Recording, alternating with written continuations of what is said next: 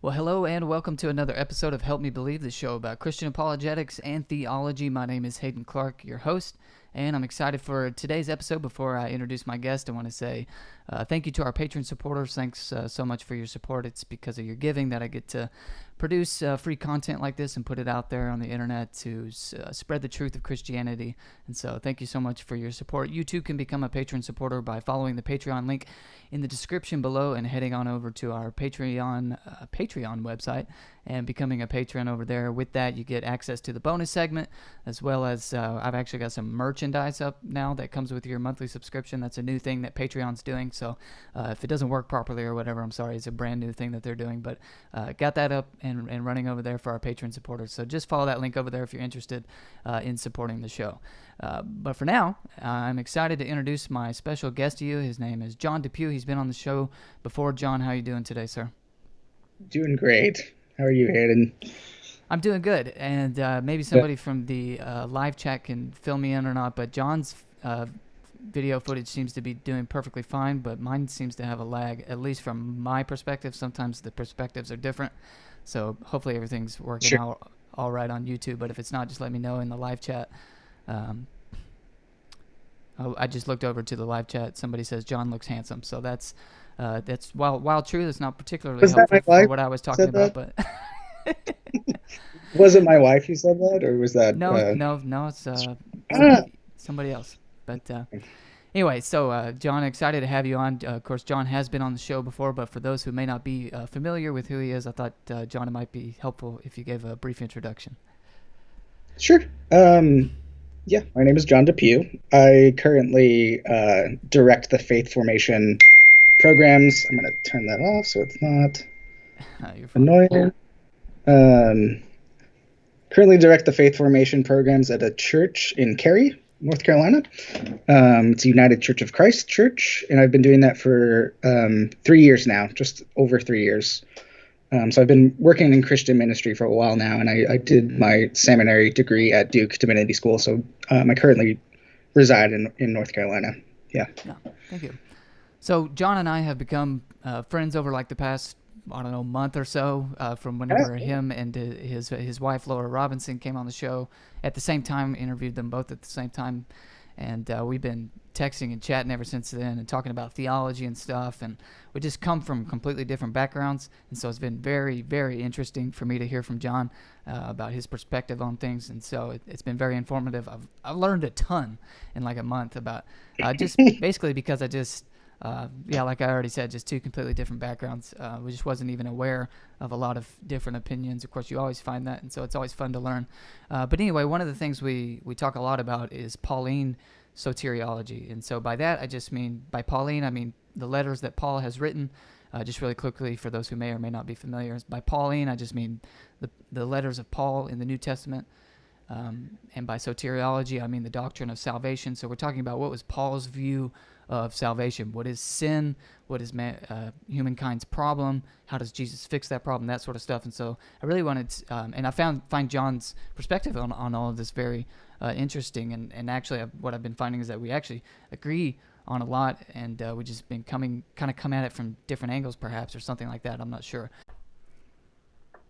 Okay, we're back live. Sorry if it cut out. I don't know why it keeps doing that. But anyway, so we in our private conversations, we've just had such a fruitful dialogue about Pauline soteriology that I just wanted to do it publicly here on the show, because I've benefited from it so much and wanted to share it with all of our viewers and listeners. So anyway, Jon, maybe you can explain what the focus on Paul is for, like why is it so important to zoom in on Paul? Does Paul have some kind of primacy? Why are his letters so special?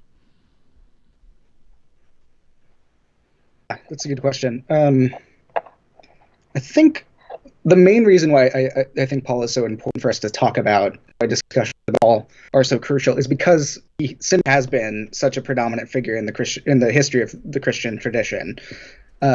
Most of what we take to be sort of foundational doctrines for the church is rising out of Paul's letters. So whether or not we want to acknowledge it or not, we're all Pauline Christians in some way. Paul has just so influenced the history of Christianity that we can't not discuss what Paul's gospel actually is. So that's basically what I would say. There is a kind of primacy there, just simply in terms of how Christianity has developed. And so we should be in those conversations about what he actually said, and what his account of the gospel was. Yeah, I think that's definitely pretty true. So let's get to some of the questions I have, and it may seem sporadic to the audience. I just didn't know how else to formulate it, but I do kind of have a structure here. And so before we can talk, so the gospel is good news, and perhaps before we can, and it has been said many times before, but perhaps before we can talk about the good news, we need to discuss what the bad news is, or what the problem is in the first place. And so what is, from Paul's perspective, humankind's problem in the first place? And I'll just open it up for you. For sure. And you just indicated something important about we actually need to begin the other way around in some sense. If we're actually thinking with Paul, I wouldn't want to start off too negatively, because I don't think he does. So before we sort of dive into the problem, I kind of want to just give a refresher for those who heard my last interview with when Laura was on with me, and to sort of touch on what God's plan is for the cosmos from before its foundation in Jesus. So just give a quick summary of that, and then we can sort of go into the problem. Because I really think that this is the location out from which Paul is actually thinking about everything else. And this, of course, includes sin. So the divine plan, as I think Paul sees it, is that God has elected to create a people to live in fellowship forever with his Son and their Spirit.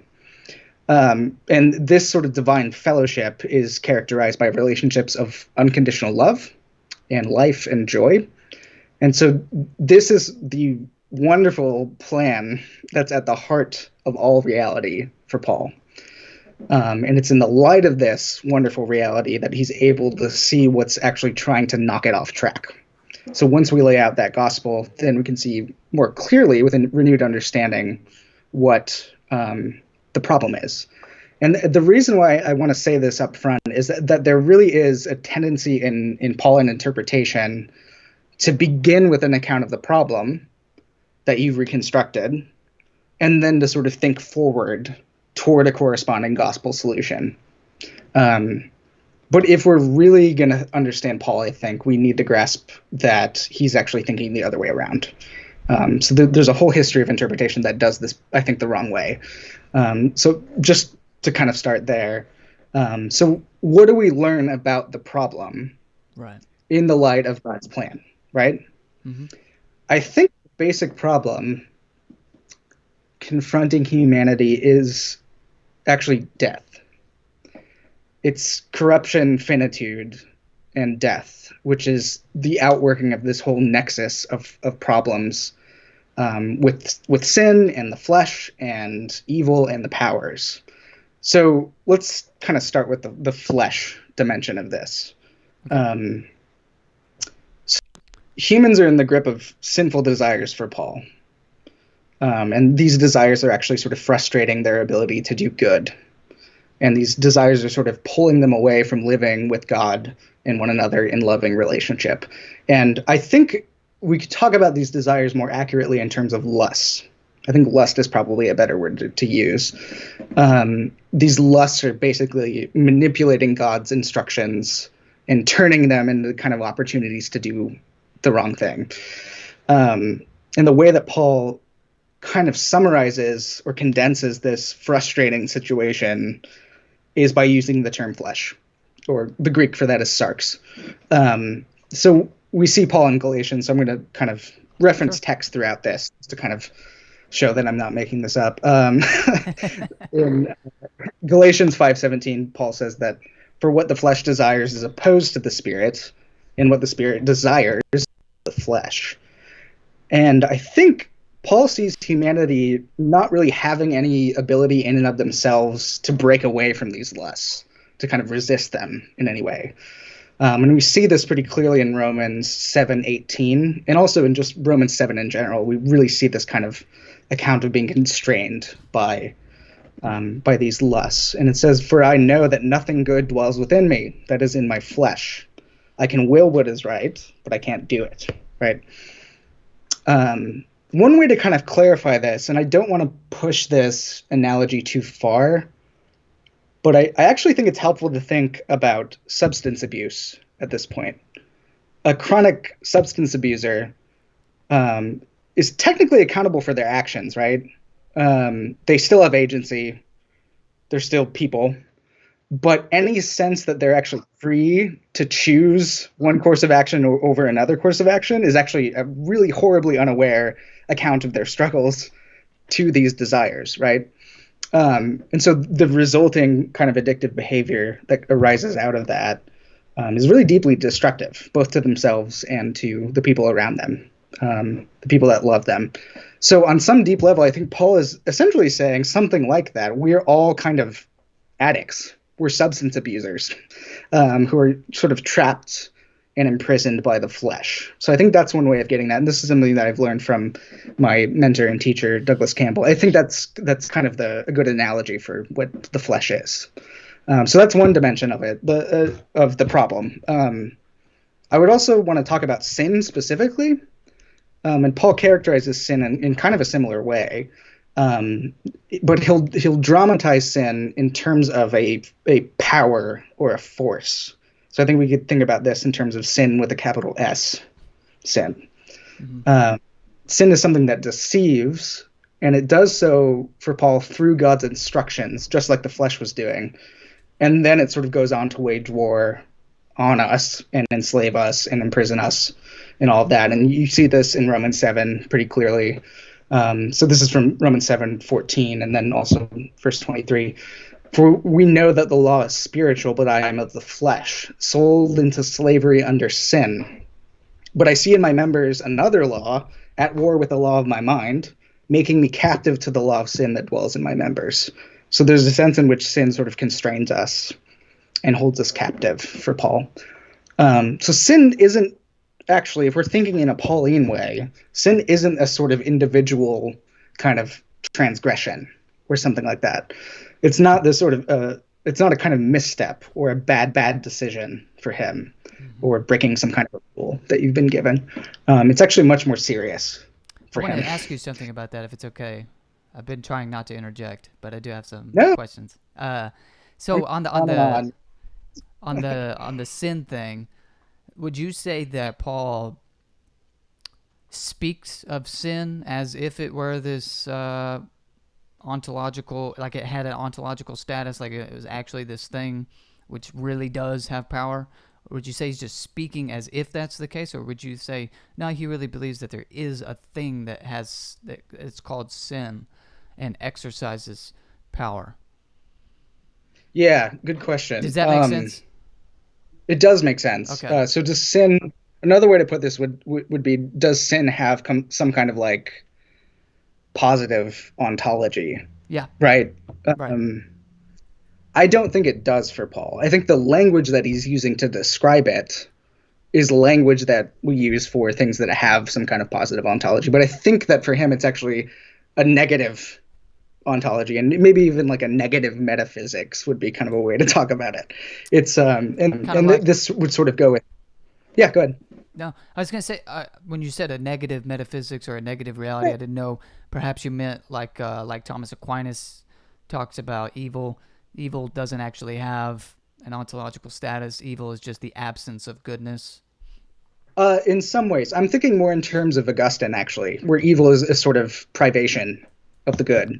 That's what I mean. Yeah, it's a privation. Yeah, it's notness, right? So, Right. And Karl Barth has a nice way of putting this too, with his language of das Nichtige, which really is just referring to like no-ness or nothing. It tends to get shriness, but that's not really what it is. It really is a kind of notness, right? Okay. But the way that Paul describes it is using forced language. So it does exert something on humanity, but it's right. Not.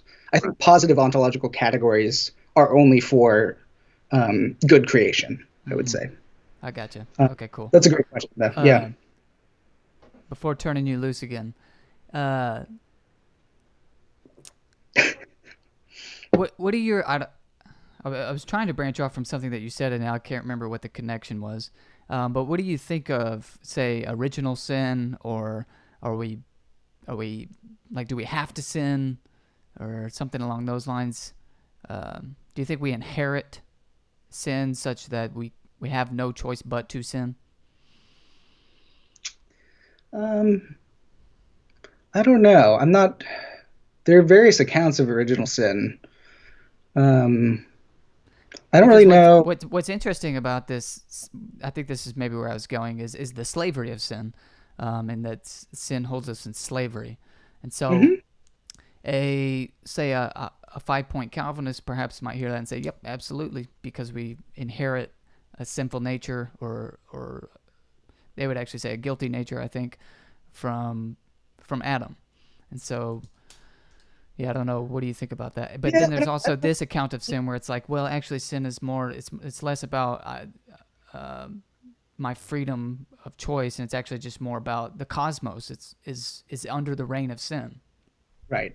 Yeah, I would opt for that. What you just said now. I just I don't know if I really buy the idea that there's some sort of like inherited or generational kind of account of sin where it's kind of going through basically the seed of a person into the next person and the next person, and that's what we. I just don't think that coheres really with what Paul is saying, and I think you really hit the nail on the head with it's really just that the whole cosmos is sort of Right. It seems that cons- whenever Adam sinned, for lack of a better term, or perhaps this is a good term, I don't know, it tore a hole in the yeah, fabric of reality, and now yeah. it's just reality is not what was originally intended. I think that yeah, I would agree with that. Yeah, Oh, yeah. yeah. Cool. And I always think it's very interesting that I'm just now giving it some thoughts on things that you've been saying, and then you can take it over whenever you want. But I just always find it really interesting that Paul kind of anthropomorphizes sin, makes it this sound as if it has a positive ontological status, like you were Right. saying. It acts, it Hmm. does things, it has power over us. And then, but that's exactly how I find, or I read God talking about sin in Genesis chapter 4 when he tells Cain that sin, it desires you and you must rule over it. So you actually see the positive ontological status. You also see the word rule or reign Hmm. in opposite direction. He's telling Cain that you have to rule over it. Hmm. And so I've just always found that very interesting that there's that connection there between the way God talks about sin in Genesis 4 and the way Paul talks about it in Romans.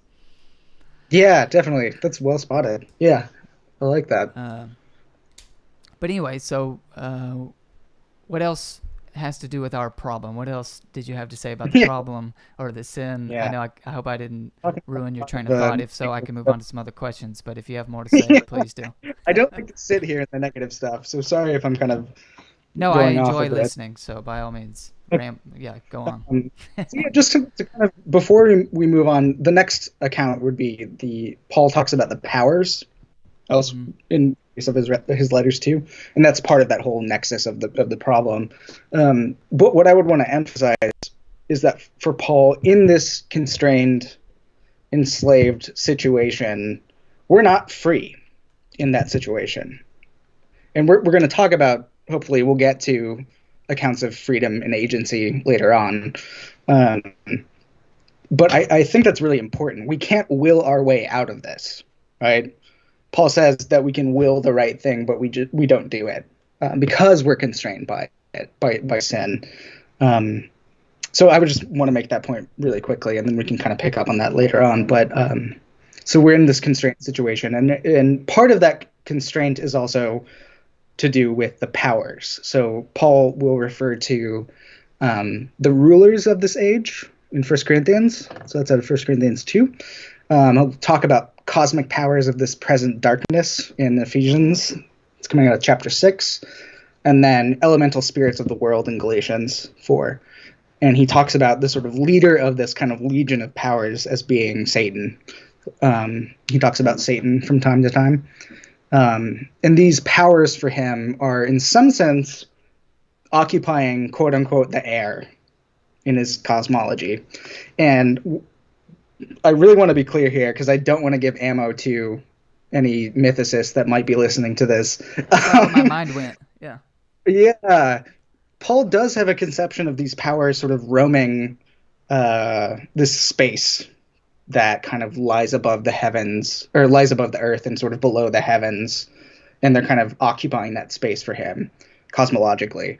And they're evil powers, they're warring against God and all of that. And then he'll talk about these powers as crucifying Jesus. He does that one time. But there's no sense in which that crucifixion is happening up in the air, right? These powers are actually affecting us here and now in the earthly realm. So I wouldn't want to, even though I will grant that Paul's cosmology does entail a kind of, like, the powers are above us in some sense. It doesn't seem like they're completely detached. Otherwise, they wouldn't really matter. I don't think there's the dichotomy that somebody like a mythicist would want to make. Right. The rulers of this age are, like you were saying, for Paul and the New Testament authors, and I think even Second Temple Judaism more broadly, are in the air or in the whatever state between the earth and the heavens.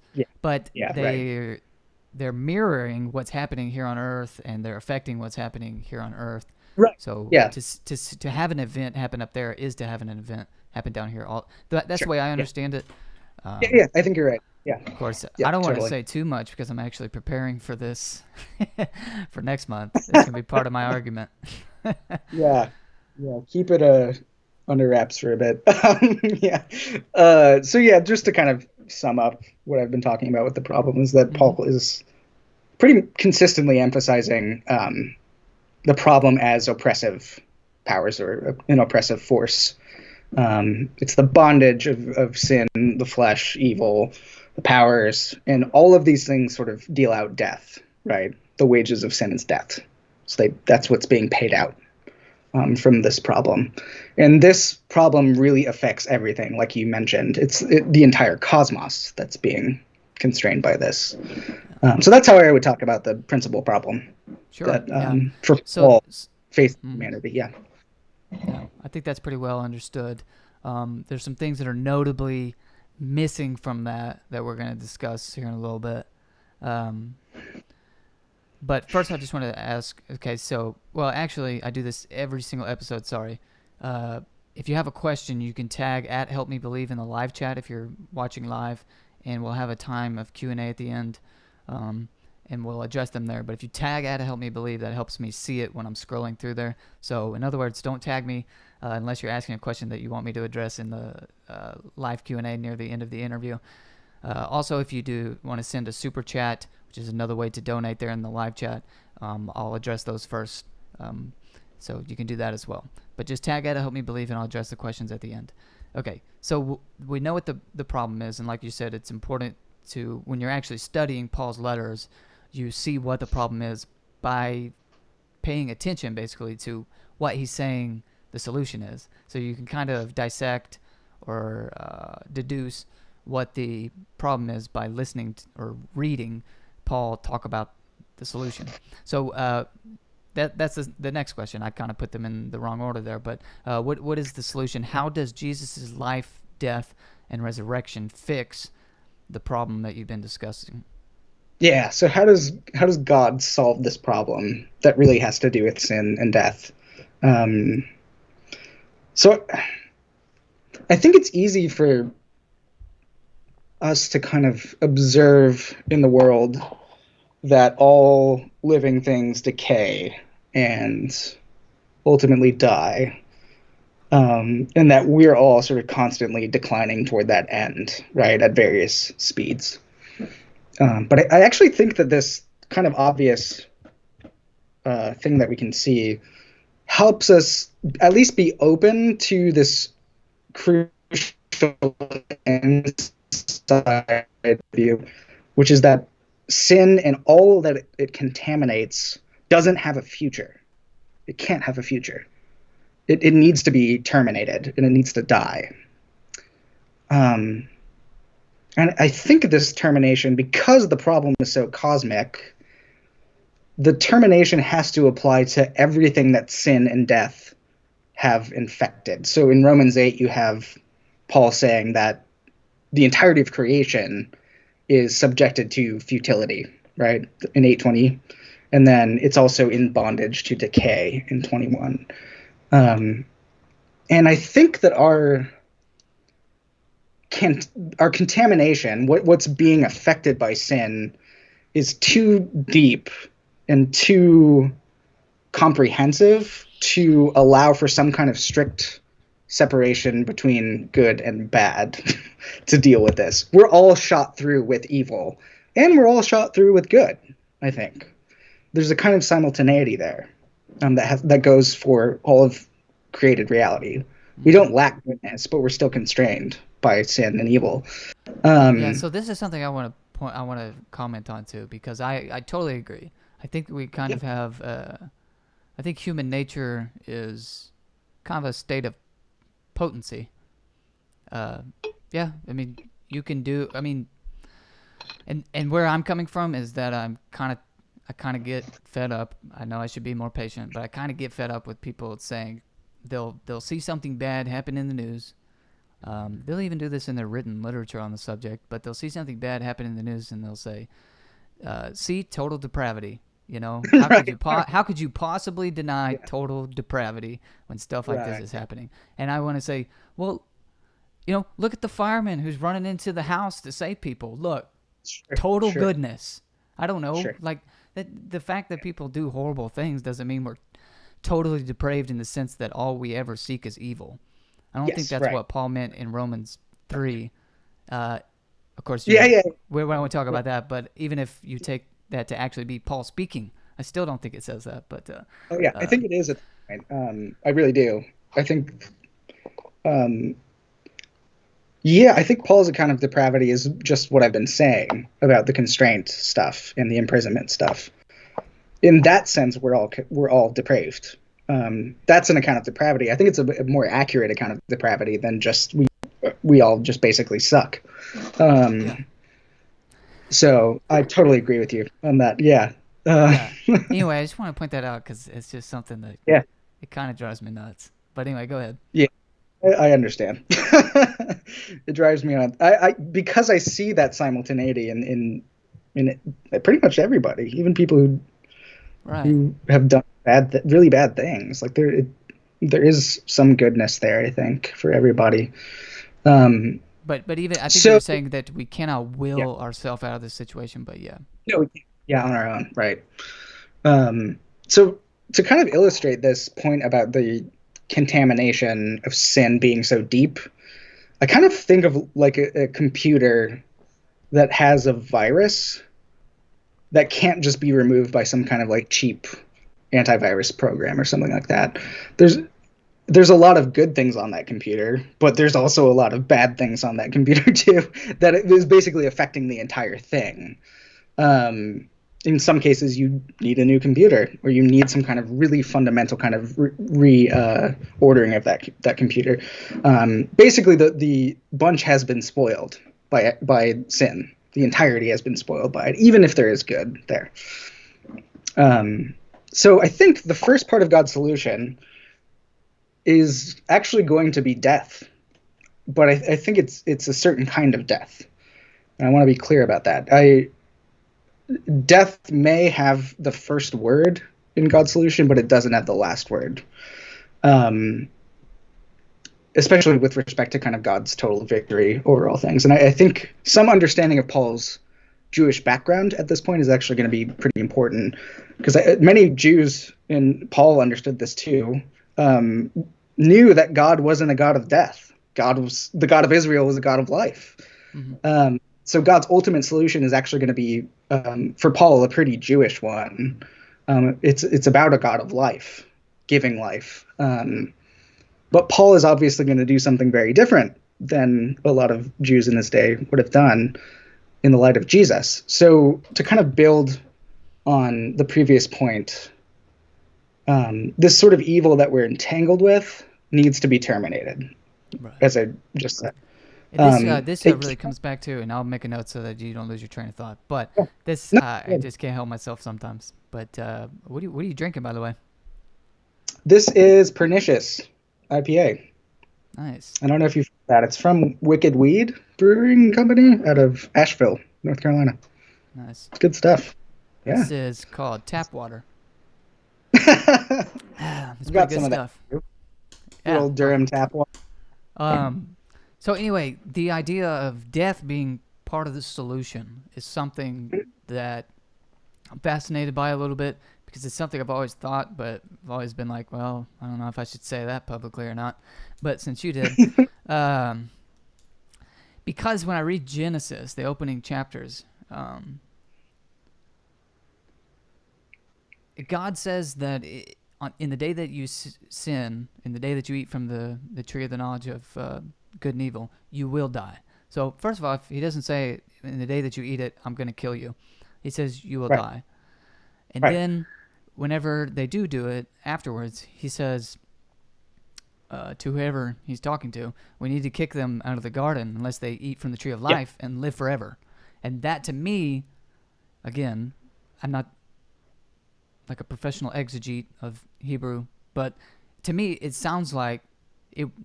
He wants to kick them out of the garden because he does not want them to eat from the tree of life, not as a punishment, but because that would somehow not be good for them. Mm-hmm. It would not be good for them to live forever in the state in which they now are. Yes, right. He wants Correct. He wants them to die because that's part of the solution. It's a good thing. You Correct. need to die because you've screwed everything up, basically, Yeah, and you've right. torn the hole in the fabric of reality. And the only way to fix it is first to let it go kaput, and then we can Right. kind of start over. But yeah. So I think I think I agree with that. Even going back to Genesis, if I'm not wrong about that, I usually am. But what are your thoughts? I think you're totally right. I actually think Paul picks up on something like that too, because he that kind of enslaved and incarcerated condition that we have as humans cannot continue into this loving fellowship of people with God in perfection that I was just talking about before with God's plan. That stuff can't make its way into that reality. It needs to be shut down. So that stuff has to actually be dealt with before this plan can actually come to fruition, right? But we still have to eventually exist Right. to be with God, right? Or that plan fails. We just need to exist in a new and perfected and cleansed form with God, right? Mm-hmm. So we still actually have to be real at that point. The solution ultimately can't just be that termination. Right. It doesn't do much good. I think I said this last time. It doesn't do much good if you've just been dead and buried, right? Right. You need something else. And this is where the next part of God's solution comes in. So what does God do at this point? God resurrects. We're recreated after death, so that we rise and we live in a new and perfected way that's free from that prior contamination to evil and sin. So we're raised and transformed. And this is, again, it's a very Jewish way of understanding this. A lot of Jews in Paul's day understood that God was going to create a new heavens and a new earth. And this new heavens and new earth would be in this sort of perfected form. And then people would rise from the dust of death into a new and glorious form. But Paul takes this a step further, right? Because he's going to talk about Jesus as the one who does this for us. So God actually shows up in Jesus, shoulders all of this bad and contaminated fleshly condition, terminates it, and then is resurrected beyond that into a new reality where he is enthroned at the right hand of the Father. And then so we too, as we participate in him and as we're engrafted into him through the Spirit, we also die and then are raised into this new reality. So that new reality that we're raised into is the fulfillment and perfection of God's plan. And this brings us back to the original plan, right? So now we're able to participate in this reality that's been established from before the foundation of the world. It's a wonderful plan. Yeah. Now it all comes back full circle, like you said. I want to zero in on Jesus' death. So I Sure. see his resurrection as being the down payment or guarantor that we too will be resurrected, and that by uniting to him, I would say, I don't know how you would want to word it, but by uniting to him in faith, we too will be resurrected, that sort of thing. But is his death? So you mentioned he put on fleshly a fleshly body that's Yeah. It's not just some his sort of body. perfect. Yeah. Yeah, yeah. It's not this sort of other humanity. It's actually our humanity that Okay. Jesus Yeah. Yeah. So assumes. that's what I was going to ask. Is Yeah. so does he just put on a human body, and as such is kind of an example or something like that, and of putting the body to death and then rising from the dead, or is he somehow in a real sense putting our flesh on, our sinfulness on? Yes. Okay. Yes. I think Explain that's that. exactly what. So Paul talks about Christ died, therefore all have died. So he has this sense in which Jesus's fleshly condition that he's assumed in the incarnation is somehow universal in scope. He's actually Yeah. shouldering all of humanity's stuff in the incarnation and carries that and bears that on the cross. And so when he dies, I think all of humanity dies as well. And Does that make I mean, sense? no, I mean it does. The concept makes sense. The way in Mhm. which it comes about is confusing to me. I don't see how somebody could, because the way I'm thinking of it is, how does an individual human put on human nature? You know what I mean? Like, I'm an Yeah, I don't know. instantiation. I'm yeah. No, that's fine. But that's just what I'm Yeah. thinking. The way I'm Yeah. thinking is, Yeah. I am one single instantiation of human nature. You're another one. Um, Yeah. I'm not human nature itself. Correct. Neither Yeah. are you. Otherwise, there would be no other humans. I would just be me. I'm human nature. Yeah. Yeah. Yeah. Uh, Yeah. so I'm wondering how it's even like logically possible that Christ Sure. could put on human nature and put it to death.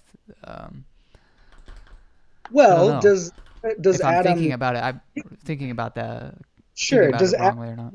does Adam and Adam's sin and what Adam does affect all of humanity? Right? Yeah, it affects it. Yeah, but I wouldn't say that Adam was human nature. You know what I mean?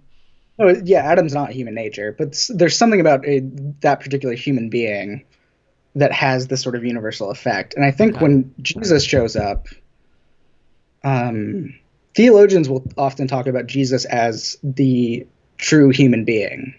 Right. He is the human one.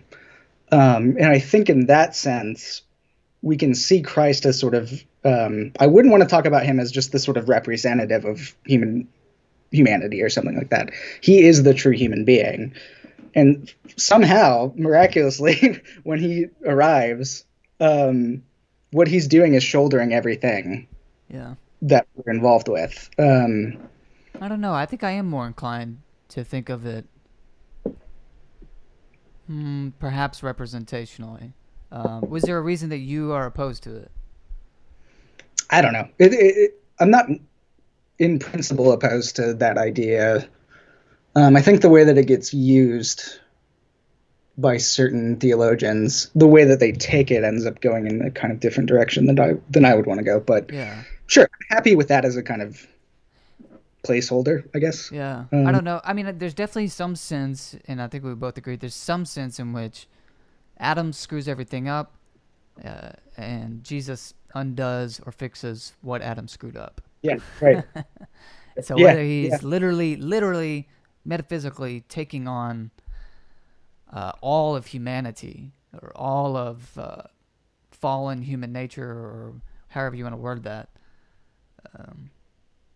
or not, or if he's some kind of a representation, or if it's more about the yeah. act that he did, or I'm not sure. Maybe, and perhaps it's clarifying to me is that I'm just gonna get in all sorts of trouble, but it's really the resurrection for me. It's less about the death. It's less about the death. I mean, it's almost like, and this is where I say I'm gonna get in trouble, is the resurrection to me is what undoes death. Like he defeated death. I can see how that literally takes place. If you rise from the dead, you've defeated death. You've put death to death. You did it. Right. You made it. Here's the trophy. Yeah. Congratulations. Right. But a necessary condition of rising from the dead is, well, first you have to die. But then the Bible, like you said, does speak of he bore our sins. He, in some sense, he by his wounds we've been healed. When Christ died, we died. Like you were talking about Paul. So there's something going on with the death, but it's more evasive to me, at least in my thinking, than the resurrection. Like the resurrection, I'm just like, yeah, that makes sense. I got it. It's a bit more kind of obvious that is kind of really because it is the fulfillment of that solution. That's where everything sort of climaxes, right? Resurrection. That's where everything evolved, and also the ascension and glorification of that. But I don't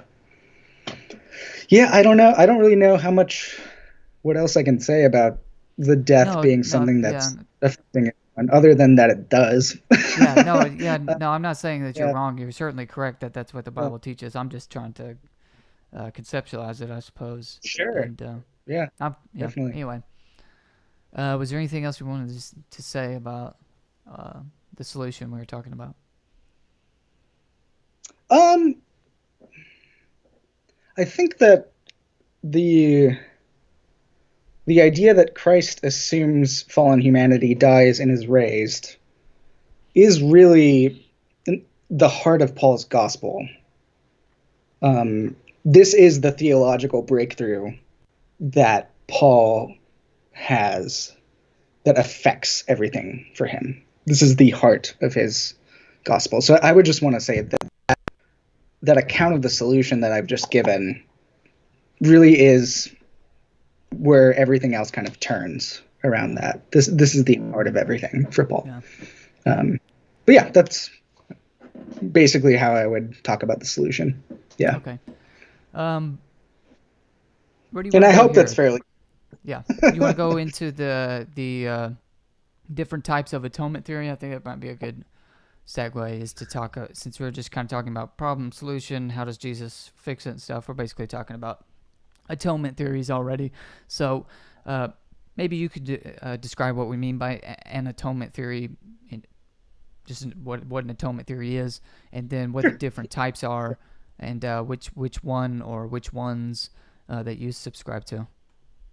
Yeah, so the atonement is really referring to just how God deals with that problem specifically, and what I don't know if I would use the language of mechanism or not, but for a lot of these theories, there is a kind of mechanism sort of at the heart of it. But I would just say generally, how does God actually deal with this problem? And there have been various accounts of the atonement throughout Christian history. So I'm not going to talk about all of them. I'm going to talk about 4 of them that are kind of the most dominant in Christian history. And the first one is ransom theory of atonement. And this is basically the oldest account of atonement that we have. So this is coming out of the 3rd and 4th centuries of the church. And it kind of developed out of this, basically a kind of a dualistic understanding of reality. But you have God on kind of one side of things, Satan is kind of on the other. There really isn't a kind of gray area between them. So this kind of dualism tends to structure everything for this account. So yeah, the initial emergence of this account of the atonement came out of this kind of context of dualism, to kind of use that loosely. I know that there are lots of different kinds of dualism, but just for the sake of summary. So the model of atonement, I'm going to use the language of model kind of from now on, this model of atonement, because I think they do sort of have a discrete model that we can identify, right? It works like this. Because of the fall, humans are held captive by Satan specifically. So there is a kind of captivity there. And also the kind of powers of sin that I was talking about.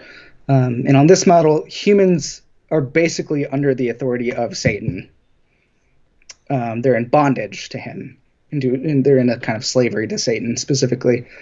So to respond to this, Christ takes the form of a frail human being and is delivered over to the hands of Satan by the Father as a payment to release human beings from this enslavement. And this payment is specifically the death of Jesus on the cross, which it's essentially for the purpose of like buying off Satan, which is really interesting. But this happens without Satan actually recognizing that he's kind of bitten off more than he can chew in accepting this deal. Satan is kind of deceived by the outward appearance of Jesus as a kind of frail human being, accepts the payment, and as a result, Satan is defeated by Christ in his death because Jesus turns out to be God. So it's kind of like a Trojan horse situation where Jesus kind of sneaks in, deceives Satan, and takes everybody out of that imprisonment. So this is kind of a funky, like, yeah, go ahead. So first of all, you have God paying a ransom to Satan, as if he needs to do that. And secondly, you have a Trojan horse. Yeah, on this model. But I mean, the Gospels, I think, would make it clear that Satan knows who Jesus is. I mean, the demons know who he is. Yeah. So yeah. I mean, that would be a big flaw in the Trojan horse part. Sure. What do you think of this model? I like the liberational stuff in this model. I like the idea of sin as being this kind of power, as I talked about that in a slightly different way. I like the idea of Jesus kind of initiating a jailbreak of sorts. I think that's kind of cool. But yeah, I think the deception point, while it's interesting and kind of thought-provoking, I don't really know if that's really what's going on there. I agree with you that I mean... Is this your nice way of saying it's not true? Yeah. No, I'm just with you. Yeah. So back to your point about as if God needed to do this in terms of deceiving Satan. On this model, there's a sense in which Satan actually needs to be deceived in order for this to work, because fallen humanity is under the realm of Satan, and apparently Satan has kind of a right to dominion over people. So if we take that into account, that Satan really kind of has his own realm of operation that he's been somehow given or has, then it makes a bit more sense. I'm not saying that that's true, because I don't think it is, but that's kind of how it works. And then people are freed from that by Jesus. So that's basically what ransom theory is. Yeah. It's kind of God beating Satan at his own game, right? He's the great deceiver, but lo and behold, God's a little bit more clever. God's the better deceiver. Yeah, right. Ultimate deceiver. God. Mm-hmm. Yeah, I don't know. There's something title I want to give to God, but yeah. So, what are some other models? Yeah. So the next one that I would want to talk about, and this sort of picks up on the payment idea, would be penal substitution, or PSA, as I'm going to call it, because I don't want to say the whole thing a bunch of times. So we'll just call it PSA. So this model essentially started to take shape in the Western theological tradition, kind of beginning with Anselm of Canterbury in the 11th century. Now, Anselm, kind of what gets tacked onto him is a specific theory called satisfaction theory. I'm not going to talk about that in full, but the idea is that Jesus is a payment that basically satisfies God's wrath. And Anselm didn't really give a sort of full-blown account of the atonement, really at all. He has that idea of payment involved in his theology, but in terms of a discrete model, he didn't really have one. But in terms of the development of penal substitute, PSA, I'm just going to say it, PSA in particular, it wasn't really until the Reformation, especially with people like Luther and Melanchthon and John Calvin, that we begin to kind of see this model take shape in some way. And then really it starts to solidify as something we can identify as a model in really the sort of 17th through 20th centuries, especially, I think, with the rise of fundamentalism in America. And the specific theory that ends up being called PSA, I think really comes from, I don't know if you know who Charles Hodge is. He was a Princeton theologian. Yeah. He talked about this model as forensic penal satisfaction, which is even a worse title than penal substitution. And sort of from that point on, it became really the dominant model of atonement within evangelicalism, and I think it still is today. I think it is probably the dominant model that we have. So what does it actually say? It begins with an account of God the Father as holy and just in a retributive sense. So, and by that I mean that when some sort of infraction happens, God responds in terms of punishment to that. And this account of God as holy and just is basically within the very fabric of the cosmos. Okay, so then human beings sin by failing to obey God, and since all people have sinned, God the Father kind of turns his retributive wrath toward humanity by sinning. So humans are kind of the target of God's wrath at that point. And then Jesus shows up and mercifully and lovingly bears the punishment that human beings actually deserve. So he shows up and kind of enters in and substitutes for them. And so he's punished on the cross, and he gets killed, right? And at this point, there's kind of an exchange that happens. Some people call this the Great Exchange. The Father's wrath is redirected toward the Son instead of humanity, right? So that the Son, who is Jesus, is actually guilty of our sins. And so he gets the punishment that we deserve. We hear this talked about a lot, right? Jesus died and endured what we deserved, right? The other part of the exchange is that Christ's righteousness is redirected and offered to human beings. And humans can only really kind of access this if they have faith in God or Jesus. And when they do that, all of the good stuff that Christ has is redirected toward them. So Jesus gets what we deserve. We, provided we have faith, get what Jesus has. So that's basically how the model works. Yeah. Let me switch over here real quick. There we go. God does punish sinners. Would you agree with that? Let you take a swig there real quick. No. I think God punishes sin specifically. I think that's the target of God's wrath. Okay, I'm just thinking like, no, I see what you're saying. I understand. That's good. Yeah. But I'm just thinking like, okay, in the Old Testament, when the Israelites screw up, they fail to do what they're supposed to do. They commit idolatry. Here come the Assyrians, here come the Babylonians or whoever. I'm not an Old Testament expert, and they wipe them out. And God sent them to do that. So, I don't like that's not punishment, or. I mean, there are lots of stories that seem to suggest that. If we're thinking about, I don't know if this is a discussion about Paul specifically. Right. I don't Okay. think No, you're good. You're right. No, I'm off topic. So I agree with you that there are certain stories that seem to suggest that. Sure. Yeah. I'm perfectly happy with that. Yeah.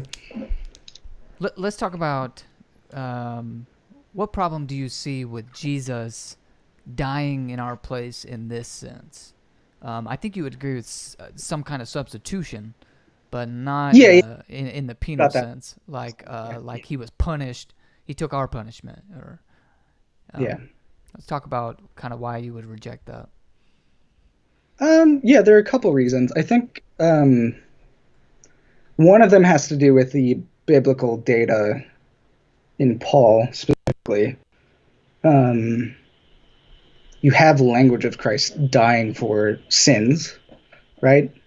And I think you have that in the Petrine letters as well. And you also have Jesus redeeming people from the curse of the Torah or the law. I think there are two main texts that people appeal to kind of defend this position, and the two that seem to be very dominant are 2 Corinthians 5:21, which is Jesus becoming sin. He didn't know sin, but became sin so that we might become the righteousness of God. And then Romans 3:25-26 is the other one that people kind of go to, Jesus being offered up as a sacrifice of atonement by his blood. In the first text from 2 Corinthians, Christ becoming sin, there's no indication that there's a punishment there Right. that's even happening at text at all. It seems to be that what's being read into that is a prior commitment to something like penal substitution, or the idea that Jesus' death is a punishment for sin. And then away we go. The model's there. That's what the text means, right? But it seems to actually kind of cohere with what I was saying about Jesus assuming our sinful condition and dying. Therefore, we become like Jesus, who is the righteousness of God. Yeah, I was gonna say it seems to fit well with what you were saying earlier as well. So it's kind of Right. like Yeah. this isn't gonna solve it. So No, it doesn't. So the other one, and I think this is the main one that people appeal to, is Romans 3:25-26. So the word there that's used is hilasterion in the Greek. God put forward Jesus as a hilasterion by his blood. So PSA advocates translate this word as propitiation, which is an option. It really is. and so what does the And term propitiation mean? basically, it's satisfying some kind of prior desire. Yeah. Yeah. In this case, it would be punishment. Yeah. And really, that account of the atonement that they advance is dependent upon that word meaning that, if they're Right. appealing to it, right? The problem is that word shows up twice in the New Testament, here and in Hebrews, and in Hebrews it's translated as mercy seat. It's not translated as propitiation there. Again, it is a possibility that it is propitiation, but I don't think we have warrant from within the context of that text to suggest that it must mean propitiation there, because it's vague and we don't have enough data to really give a clear account of what this word means. So I would opt for a sort of general definition of this in terms of sacrifice of atonement or something like that, which is, I think that's in like the NRSV. But I really want to emphasize this because I think it's really important for the purposes of exegeting texts. We don't know what hilasterion means precisely. So if anyone comes away from the text of Romans 3:25-26 and says, this is what it definitely means here, they're not telling the truth because we don't know. It seems obvious to people who already hold to this account of the atonement that it must mean propitiation, right? Because they've already committed to that. Yeah. No, I see a lot of loading up words whenever it comes to this sort of stuff, but yeah. I think it's even more of a possible translation if it's sort of dependent upon what's going on in Romans 1:18-32, and the theology kind of being advance there, where there does seem to be a kind of punishment enacted against sinners, right? So the way, So sorry, if you have more to say, please do. Sorry. if the push is coming from that text into the data of Romans 3, sure, it makes it even more likely that it's propitiation. Yeah. But you'd have to make a case for that. You'd have to make that argument, right? Yeah. So the way that I've been, well, let's actually stay with the PSA, since I have a problem of getting off track. But I mean, it's not completely off track. There's always a thread that runs there somehow, and that's where my brain always goes. But I need to stay on track. One of the things with the penal substitutionary theory that I find not that great, and actually they don't always state it this way, but it usually is that this was the only way. This was the only way that God could forgive us. Yeah. And sorry, you don't have to say that. Some people don't say, no, he didn't have to. This is just the way he did it. And I'm more okay with that. But if you say this is the only way that God could possibly forgive us, I mean, I'm sorry, I think God's like a psychopath or something, because I can forgive people all the time without having to kill somebody else. You know what I mean? And I'm, kind of new to all of this. I'm learning a lot from you. It's not something I tend to think of the philosophical and natural theology like we were discussing. So that's what, but yeah, just in our conversations, I've just been thinking, I forgive people all the time, and I don't have to kill them or anybody in order to forgive them. So do you think there's something else there? Am I being not generous? Would they say something else besides forgiveness? Like, is there something I'm missing? Because it seems to be that in order for us to be forgiven of the crime that we've committed, Jesus had to be sacrificed in our place.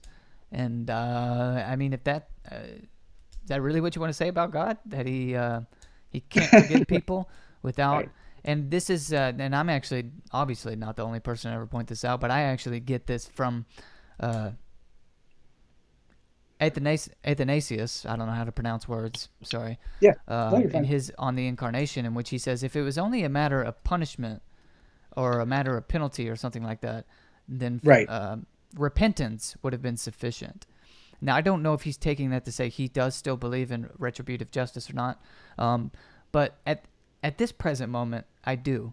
But I think that just praying to God and really having a repentant heart of the sin that you've committed ought to be enough for God to forgive you. Like if you came to me and did that, I'd forgive you, Yeah. But the reason for the death and resurrection, as Athanasius was saying, again, sorry, I don't know how to pronounce words, was because of the other problem that we've been talking about here. Humanity's problem isn't just that you've done bad things or whatever and you need to be forgiven. But the problem is that, like you're saying, we live in a cosmos which is broken and is bound in slavery to sin. And so a lot of times Calvinists, I'm rambling, I'm fixing to hand it back over to you, but I just find it funny. A lot of times these Calvinists who believe in inherited guilt will say to me, and I hear this all the time, they'll say, even if you never personally sinned, you would still be guilty of Adam's sin, right? Yeah. Because or of your human nature or something like that, which I find equally apparent or abhorrent. But I would want to say, even if you never personally sinned, you would still live in a broken cosmos in which your end, your telos, is death. Sure. And the only way that you're going to be saved from that is Christ's resurrection. Yeah.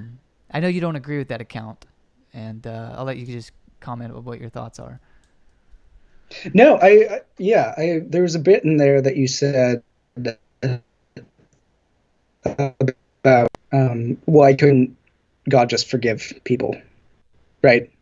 Yeah. I think this actually gets to so what I was talking about with the sort of textual data was one of my problems with penal substitution. I do have more, and what you just said sort of segues into that nicely. I think there are philosophical and theological reasons to reject PSA, and one of them has to do with that. So let's think about the Trinity for a moment. So God the Father is fundamentally wrathful toward humanity at this point on this model, right? And I think this tells us about the being of God at that point. There's no strict separation, I don't think, that you can make theologically between God's being and activity. I think they're one and the same. I think his nature and his activity? His being, yeah. Yeah. No, I agree with that. So what God does tells us what God is really like. Yeah. Divine simplicity. Yeah. Right, so if God the Father is acting in this kind of way toward humanity, that tells us what God is really like. What happens when Jesus shows up? How does he act? He acts lovingly and mercifully and compassionately to save people from the wrathful Father. How can God act in those two ways, which seem to be irreducibly different ways, and still be the same being? How can the Father and the Son do that coherently together? Couldn't it be the case that the Son, who is acting mercifully and lovingly, why is he even acting in that way? If he is the same being as that Father, why doesn't he just go ahead and destroy all of humanity in accordance with what the Father wants to do, right? I mean, hypothetically, he could do that. And I think if we're starting with that account of the Father as wrathful, he probably should, but he doesn't. He acts in this merciful, compassionate, loving way. On the flip side of that, if the Father is the same being as the Son, why doesn't the Father just act in a merciful and loving way to save sinners compassionately and forgive them, like you were saying, out of love, right? That doesn't make any sense to me. I think there is a contradiction there in terms of how the Father is being presented and also the Son, if we want to say that they are the same God and they share the same being, right? Real quickly, how would you distinguish the problem that you just raised? And I'm not trying to trap you in your own words. I'm just curious. From something you said earlier about God doesn't want to punish people. He wants to punish sin. So God does have this angst or whatever again in him. You're changing the object by making it against sin as opposed to humanity. But in my head, it was like the problem you're seeing with God being wrathful towards humanity and at the same time loving towards humanity. Yeah, right. I don't think there's any way to direct your wrath at sin without also directing it at humanity on your model. I'm not sure I'm following. So you were saying it seems contradictory that God would direct his wrath at human beings, and then Jesus would come into the picture, also God, and towards the same objects be loving and merciful. But on your account, you were saying that God is wrathful against sin per se, and you would have Jesus come in and be loving and merciful towards human beings. And then I would say, I think those have to reduce back together, just like on the PSA account, though. Because I think they work perfectly well. I think because God sends Jesus into that situation, love, and so this is part of the issue too, that I haven't defined what wrath is yet. Okay. Yeah. I think wrath is the result of God's love. I think it is a part of God's love. I think think about parenting, for example. Like, parents get really, really irritated with the things that their kids do a lot of the I'm time. fixing to learn about this really soon. Yeah, right. But it's a healthy, ideally, it's a healthy sort of anger that comes from some kind of an affront against that love that you have for your kids. So what Jesus does is the wrath isn't a kind of uh, retributive wrath or anything like that. It's a restorative one. So Jesus enters into that, being sent by the Father, assumes it and dies in order to restore people back to himself. Right? That's a very different thing than saying that God has the sort of wrath that's a punitive wrath or something like that. It may be. I'm fine with talking about Okay. No, God's that's the response. distinction I'm looking for. Yeah. Yeah. Does that Yeah. make sense? No, it Okay. does. We just hadn't got that far into the conversation yet, so that's all Yeah. that Yeah. was. Um, Yeah. um, was there anything else you wanted to say about the PSA, PSA.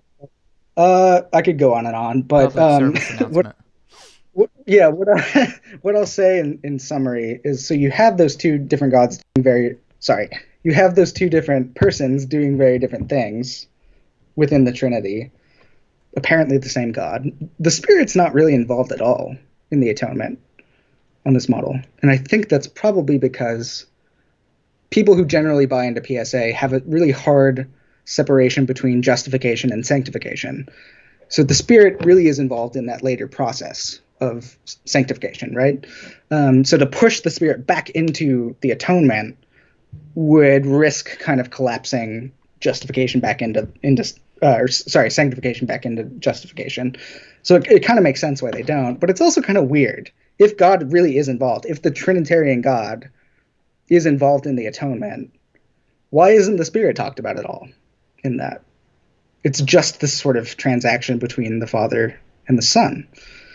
And the Father and the Son are acting in two, what I would say, irreducibly different ways. I think what ends up resulting from that is a kind of tritheism.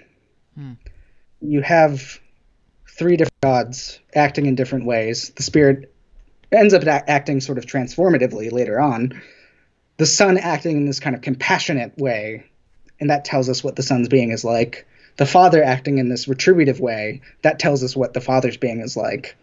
So you have these three different beings kind of floating around that don't seem to share the same being at all. So what you've done is actually you've fractured the Trinity, which is a huge problem. And I think the resulting problem from that is that Jesus, who I think as Christians is our primary access to what God is really like, he can't tell us anymore what God is really like. He can only disclose his own being, which is this loving and compassionate and merciful God. God the Father would be floating about sort of somewhere else, being wrathful and retributive, right? The Spirit's sort of doing the Spirit's own thing somewhere else. I think that's a huge problem. I don't know how you can hold together the unity of being in the Trinity and also confess PSA. Gotcha. I'm sorry if that's harsh to any PSA advocates who Yeah. may be listening. No, I mean, whenever we make these kind of arguments, it should always be assumed that we're talking about this is how we see your position logically follows, not Yeah. this is what you think. We know Yeah. you would reject that, but we think, or John at least thinks that it logically follows. So. Yeah, and I think I'm kind of right, but No, if you thought you were wrong, you wouldn't hold to it. right. Yeah, why would I be saying it? Yeah. Do you want to say anything else about atonement theories? We're at an hour, and I really can't wait to get to universalism. I think I'm good on that. We can get to the good stuff. To the Yeah. goods. Here we go. You might need to take a drink for this one. No, I'm sorry. So explain to me the common thread that runs between all forms of universalism, and then kind of what's just kind of like we just did with the atonement theories. What are some different forms of universalism, and which one you hold to? Yeah. So the common thread is that all things will be saved and reconciled back to God. And I brought up a couple last time and didn't really kind of get in depth with them. I just kind of quickly summarized two of them, one of which was my own position. So I'm going to give three, and I'm going to do this quickly so we can get into talking about them more in depth. The first one is what I'm going to call Origenist apokatastasis.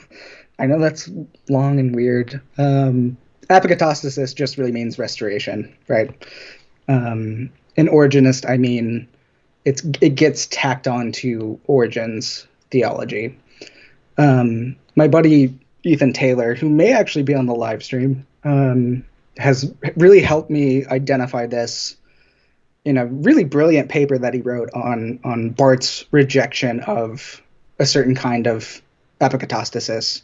He's in the live stream for sure. Awesome. And I read a comment earlier. I can't remember what the comment was any longer, but it was his comment. So yeah, but go ahead. About handsome, yeah, I'm sure yes, that was that's him. what it was. Yeah. So this approach, as I said, gets tacked onto Origen, and it's basically saying that history is kind of progressing toward a certain goal or telos, and in its kind of development of history, and the rational order of things has been set up in this way, so that basically all things are journeying toward this final restoration, and will eventually reach this kind of rational telos, right? And God is kind of patiently stepping back and waiting for humans to kind of make their way through toward this telos, through basically kind of good things that they do. Eventually everyone will actually get there. It could take a bit longer for some people, but that's kind of the general structure. We're all moving toward this end of history where all things will be culminated and God will be all in all. But it's kind of a human-centered journey. We make our way on our own toward that. And this isn't a fair encapsulation of Origen's thinking by any means. But it seems to be what someone like Karl Barth in his Church Dogmatics is rejecting quite aggressively. So that's one model of universalism. The second one, and I think I brought this up last time, was, and I didn't give it a name, but I would call it like pluralistic universalism. This is also a kind of human-centered journey where each religion is a kind of pathway to God. You can kind of choose your own religion, and they kind of send you up the mountain toward God. It's kind of like a choose your own adventure situation, right? You can kind of choose your player, and ultimately you get to the final boss and hopefully win. But that's kind of how that one works, right? The third one is what I would call hopeful universalism. And this approach is quite popular in theology. And it's basically saying that the biblical data that we have in the different texts that we see are saying different things. So we have sort of destruction over here, we have torment over here, we have universalism over here. And because of this spread of texts that seem to be saying different things in the Bible, we can't confidently say that God is going to save everybody. So we have to be kind of agnostic about it. We can say, I don't know. The Bible seems to be saying different things, but I hope that God is going to restore everything and everyone's going to be saved. So it's kind of a respectful, I don't know. Right? Yeah, it's I want my cake and eat it too. Yeah. Yeah, and no, I'm just kidding. No, it's not. No. I think it is, but no, it's not. Is this the position you hold to, or was the first one? No, so I've got another one. I think I said three, okay. But I mean, You meant four. So the reason why hopeful universalist people kind of commit to this is because they don't want to impinge upon God's freedom in this, and they don't want to impinge upon human freedom either. So it's kind of respect of those two things, and then also the Bible. So it's kind of an agnostic position. The last one is what I called last Christological universalism, and that's basically just saying that the gospel that I gave about God's unconditional commitment to humanity in Jesus, to bring people into fellowship with God from before the foundation of the world, is going to come to fruition in a way that doesn't leave people outside of that. And this happens in Christ. We see this revealed in him. So even if there's some kind of like stealth attack from sin that happens, God defeats that. And God ultimately is all in all. The point is that we understand that kind of revelation in Jesus Christ specifically. We see that account in his being. So that's a quick summary of that. But I've already said this elsewhere. So yeah. Well, maybe I'm. Oh, sorry. I gotta switch the screen over. I always forget that I gotta throw myself back up there. Well, maybe I'm a hopeful universalist then. I don't know. But one of the questions I sent you was, if all will be saved, what do you do with places in the Bible like you already mentioned, where it sure seems like God is going to destroy the wicked or unbelievers? And I sent you some verses from Paul just so that you would have something concrete to work with. Not trying to throw out proof text or anything like that, but just like so that you would have something concrete to work with. I can't remember what they were, so if you want to read them and then discuss them, please, by all means. Sure. So the two texts that we had kind of talked about a bit were Philippians 3:18-19, and then 2 Thessalonians 1:9. So I want to say kind of openly, as a matter of hermeneutical clarification, that I am going to prioritize universalist texts hermeneutically, and right, push so those. Yeah. And push those into my interpretation. Yeah. Mm-hmm. No, I was going to just point out that everyone's going to do this because these verses. I was thinking this whenever you sent me the verses that you think support universalism, and wanted. Surprise, we're going to do the reverse here in like 5 seconds. Probably won't be 5 seconds, but and I was thinking, both these verses seem so clear to me that you have to prioritize one over the other, and I don't know how to make that call, but yeah, anyway, so I was just pointing out that I had already thought about this and thought I have to, in order for me to understand this as not a universalist text, I have to prioritize the other. But anyway, yeah, go ahead.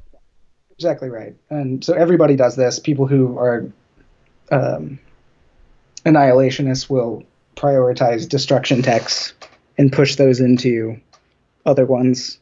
People who are ECT folks will push what they see to be eternal conscious torment into destruction text. Yes, I saw that. No, they have an actual exegetical. They have an actual exegetical problem. I think that the annihilationists and the universalists have a leg to stand on. I think possibly annihilationists have an exegetical problem too, and that's what I'm going to talk about here. Well, yeah. I was just making the hermeneutical sort of clarification. No, you're right. You're right. Yeah. Just in terms of where I'm coming from, and I want to be honest about that, right? So let's go to Philippians 3:18-19. Leaning on contingency, and I by that I just mean the circumstances surrounding the letter, is going to be crucial, and I think it's crucial for reading any of Paul's texts. It tends to get overlooked because we think Paul is a systematic theologian first and foremost, but he's just writing letters to people. So Paul is referring here to false teachers or opponents, specifically in this text, who are causing problems, who he will talk about as enemies of the cross, right? So he's not talking about non-Christians in general here. We have no warrant from the text to actually suggest that. But even if I grant that, the text basically says their end is ruin. Destruction is actually kind of a bit of a fudge there, translation-wise. And their God, their guts, or their belly. What does ruin mean? Is it eternal? in the way that we think of as eternal? How do we know? There's no explicit warrant from the text to really go one way or the other. Is that destruction for a certain period of time? Aionios can mean a certain period of time. It doesn't have to mean eternal in the way that we talk about it. Is it eternal? I don't know. I don't think you do either. Well, I was just going to add, and I was just going to get your thoughts on this. It's less about the word destruction or ruin, and more about the telos or the end. And so the end is destruction or ruin. Some interpreters that I was reading were saying that they took this to mean there couldn't be anything else after the ruin, because the ruin is the end. There's nothing after the end. The end is the end. And so the ruin is the end. Does that make sense? Sure. I mean, again, do we know what Paul is referring to when he's talking about end there? I mean, it could be the end of a certain time period. I don't know. I really don't know. So I think it's ambiguous. I think it is ambiguous. But, and this is where my hermeneutics is going to come into play, pressure coming from Christology for me, a single text stripped of its context isn't going to problematize my commitment to universalism. Once we look at the context and also look at the words that are being used and how ambiguous they are, I don't know really what it's saying. I would want to push through my account of universalism into that. So if that's clear, we can talk about 2 Thessalonians 1:9. Yeah, sure. And I'm going to give a similar answer, although it's going to be different. Contextually, Paul is addressing issues of people who are causing problems for his community. He's really, really worked up about that. He's basically saying, don't worry, God is going to give them what they deserve, right? But these people who are bugging you and scaring you, really. But even in this text, he's not talking about unbelievers in general in any clear way. He's talking about these problem people. And when we look at the Greek text, what's often translated as eternal destruction here isn't really clear. Destruction could mean something like ruin. Eternal, aionios could mean a lot of other things besides eternal in the way that we talk about it. I think the word that's used for destruction there, so elathron, could also mean something like just reparations. And this is how David Bentley Hart translates it in his translation of the New Testament. So it could mean that. And aionios, that, like I said, could mean a whole bunch of other things. It means that in it can mean a set age of just reparations, a set age that has an end. It could mean that. So let's say we read this text and translate it as who will pay the just reparations. So meaning God, who will pay the just reparations of ruin in the age coming from the face of the Lord. It actually doesn't have to mean from or separated from the glory of the Lord. It could mean coming from the Lord. Then we're no longer talking about eternal destruction, but actually a kind of set age where these just reparations are actually being handed out to people that will come to an end. So again, I would opt for where I'm coming from hermeneutically, and then kind of say, but this is kind of ambiguous. So, yeah. Do you want me to address the verses you sent, or do you want to move on to something else? No, for it. Oh God, I thought you were gonna give me a cop out, but okay. No, I'm not gonna let you off easy. Let's see. So some verse that John wanted to see how I understood as someone who's, well, in some sense agnostic, but leaning more towards something like annihilationist viewpoint, but mostly because of the passages John just mentioned and others outside of Paul, but those were some from within Paul that I thought would support that view. Let me actually pull up the passages so I can read them. So the first one is Romans 5, verses 18 through 19, which I I should specifically doesn't said that he shouldn't send me. He did it anyway. Um, it says, consequently, therefore, as through one trespass came condemnation to all people, so also through one righteous deed came justification of life to all people. For just as through the disobedience of the one man the many were made sinners, so also through the obedience of the one the many will be made righteous. And let's see. So just like you were saying, I'm going to interpret everything through the holistic picture that I have of Paul in my mind already, which includes me taking a different interpretation of those other verses that you just addressed, such that destruction, eternal destruction, is part of Paul's theology, worldview, however you want to say that. And so I have to take that into account. So if Paul were to say something that taught a universalist position, I would either have to say, one, Paul's contradicting himself, which is on the table, right. or universalism is correct, or this isn't actually teaching universalism, or, there's some different options there, but there's a huge conflict, so I have to do something that is in some sense creative. And I'm fine saying that because, like you said, I think everybody has to do that. You have to try to, if you think coherence is possible, then you have to try to do something. And like we were texting earlier, and we both agreed that coherence should at least be tried before we. Yeah. It has to be tried in one direction or the other. Yeah. You're trying to make it cohere in the opposite direction than perhaps I am. Again, like I said, I'm kind of agnostic on it because it is.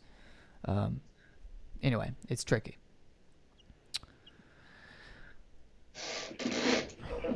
But for me, for one thing, just some a priori reasons before I actually get into some of the wording that Paul uses would be it seems to me that there wouldn't be much point in writing to the Romans and explaining to them the gospel if the end result was everyone's going to be saved in the end. I mean, I guess it's kind of nice to know it, but if that's the end result, you don't really need to know anything. You don't need to live in a certain way. You don't need to change anything. In the end, we're all going to be saved anyway. So I don't see Paul's motivation in even writing to the Romans in the first place. That was just one thought I had. I'll give you plenty of time to respond to these if you want, or we can move on. It's up to you.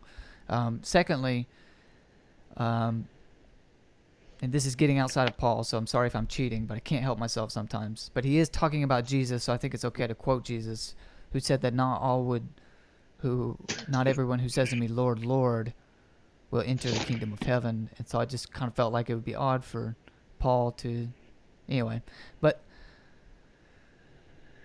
this gets closer to the actual context, so those are just kind of some a priori reasons in my mind. But Paul just finished teaching in chapter 4, the way I understand him, that just as Abraham was considered righteous because he believed God, so also we too can receive Christ's righteousness through faith. So I know you are probably going to want to dispute that.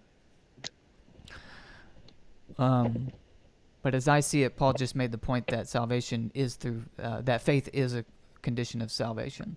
And I don't think that can be true on a universalist viewpoint. Maybe it can be, and you'll want to dispute that too. But anyway, I thought that might be in conflict if I were to take this passage in Romans 5 as teaching universalism. And so again, I'm just setting up that I can either conclude that Paul contradicted himself, or I can try to make it cohere in one way or the other. So beyond that, I would just say that I think in Romans 5, 9 through 10, since I already have it open here in my Logos thing, I might as well read it. He says, therefore, by much more, because we have been declared righteous now by his blood, we will be saved through him from the wrath.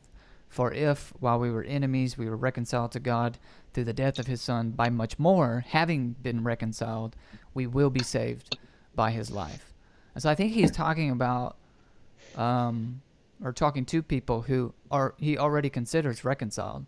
And then he's saying, we will also, much more will we be saved by his life from that wrath that he's talking about in verse 9. Again, you're going to understand wrath differently, and so I'm interested to hear all this, but I'm just pointing out kind of how I'm thinking of it.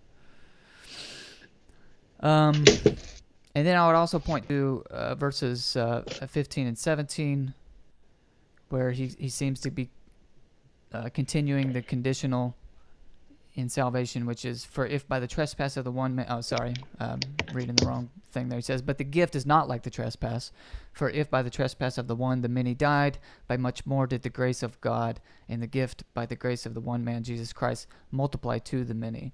And the gift is not as through the one who sinned, for on the one hand judgment from the one's sin led to condemnation, but the gift from many trespasses led to justification. For if, I suppose all I really needed to read was this verse. Sorry. For if by the trespass of the one man death reigned through the one man, much more will those who receive the abundance of grace and of the gift of righteousness reign in life through the one Jesus Christ. So I guess, like many people have probably pointed out on this verse before, I'm more inclined to see that as a conditional, that you have to receive it. And on the same track there, I would say Paul speaks of this righteousness that we receive as a gift. He uses that word gift multiple times throughout this whole passage. And maybe I'm loading it up. I'm not as familiar with the Greek as you are. But one thing I would say is, it's not a gift if you don't, I mean, you have to, in some sense, have a choice here. Like, you could reject a gift. Like, I'm not giving you a gift if I'm actually forcing it upon you. And so I'm understanding universalism as you don't really have much of a choice. You will be saved, one way or another. And whereas I'm seeing this as a gift, which would need reception, which I think fits with what Paul says elsewhere, including chapter 4. And so I'm understanding the backdrop to verses 18 and 19 in that sense. And then we get to 18 and 19. And again, he says, as condemnation came to all people, so also one righteous deed came justification of life to all people. And so perhaps it comes down to, what do we make of... It doesn't even have to be what do we make of all people, but it could be. He certainly means the word all. I'm not saying that, but I think he could possibly mean all in Christ, all who are in Christ. And just as all in Adam will die, so all in Christ will have justification of life. And so I don't think necessarily he's even addressing the question of how do we become in Christ here. First of all, he doesn't actually use the word in Christ here. I'm adding that in. I freely admit that. I'm just saying I think conceptually he might mean that because of my prior commitments. Again, I'm fully aware of that, admit it. So if he does mean all in Christ, then I don't think he's actually addressing the question of how this is going to happen.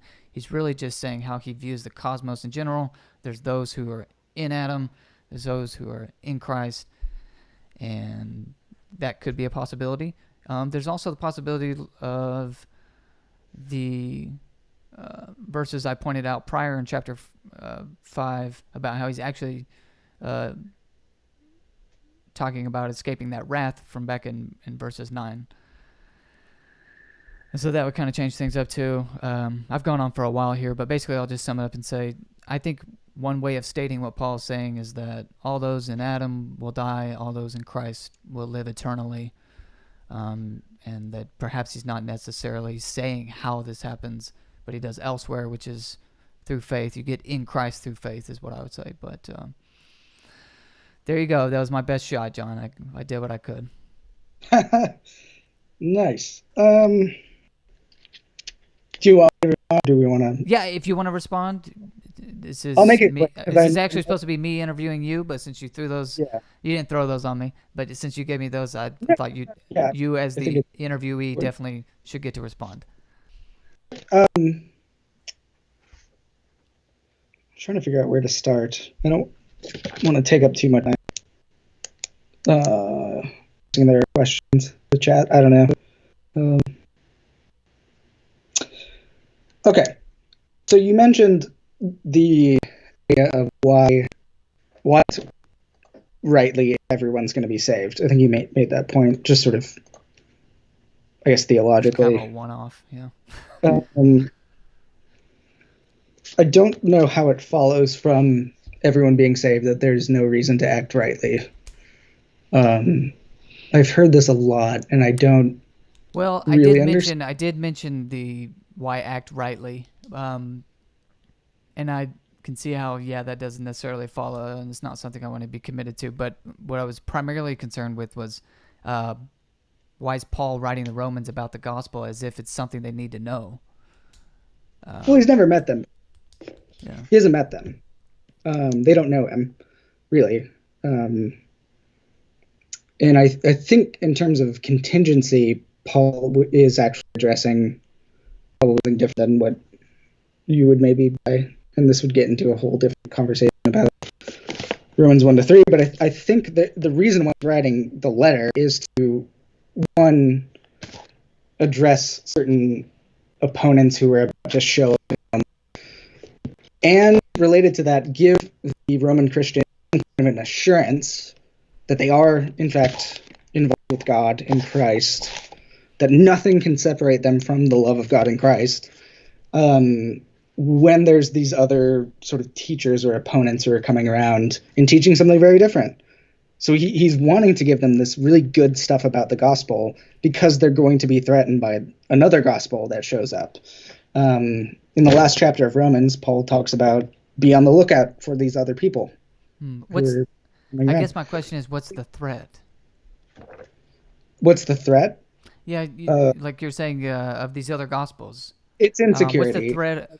I'm sorry? Yeah, it's insecurity about their status as saved in So Christ. it's not if you go astray and follow other gospels, you're in serious trouble. It's just that you're in okay.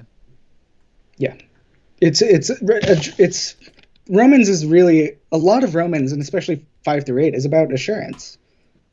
And I think that's why Paul wrote it, was to give the Roman Christians who he hadn't met yet an assurance that they are on track for glory. Yeah. No, that makes sense. Yeah. So the push coming from Romans 4 in your interpretation, where you have Abraham getting saved by faith, or I don't know. I would really opt for a different reading of Abraham in Romans 4. Abraham's faith does not waver in Romans 4, right? Or are we expected to have that kind of faith as Christians? A faith that does not waver. Or is Paul doing something else with Abraham in a more Christological way, which he does elsewhere, in terms of Jesus's faithfulness as being the saving thing? There's some kind of Christological thing going on in Romans 4 that would make more sense of that kind of really, really secure faith that's going on there. Okay, so are you saying the analogy is actually not between Abraham and us, but between Abraham and Christ? Yeah, I would say that, yeah. Oh, okay. Which, of course, affects us in some way. I would actually think that Paul is thinking about Abraham in terms of Christ, because I think that's how he thinks about faith most of the time.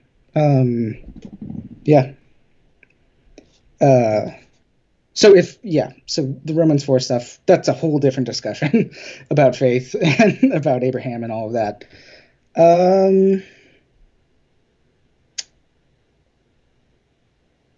How does this argument in the text we're talking about,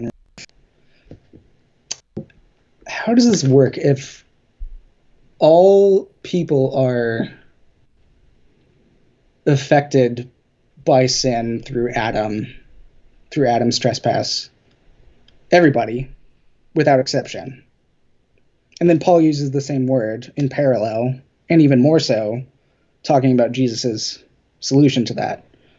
Why would anyone be outside of that? If everybody is, in fact, affected by Adam,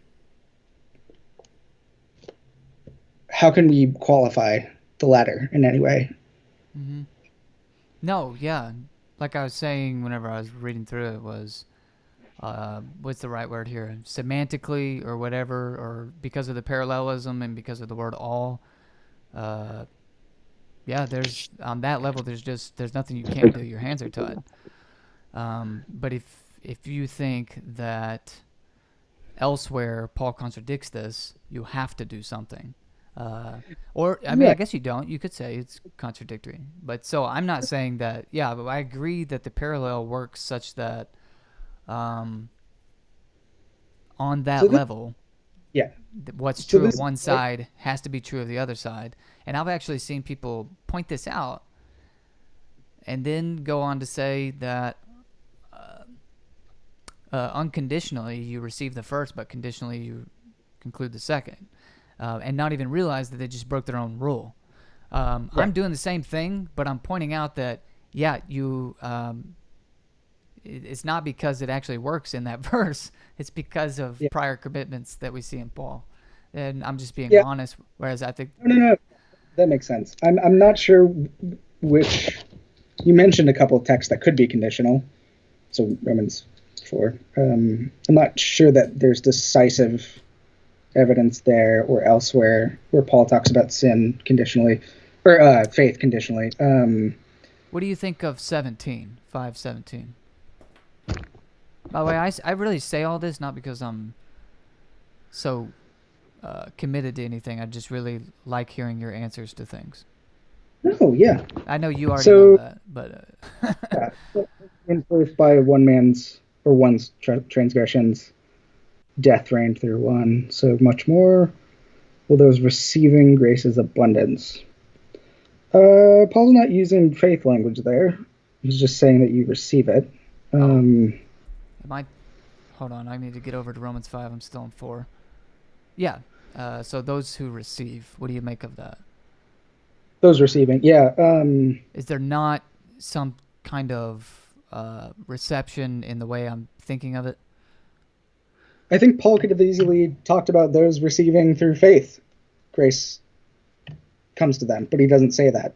He's just talking about them receiving it. I think it's just the fact that they're receiving it.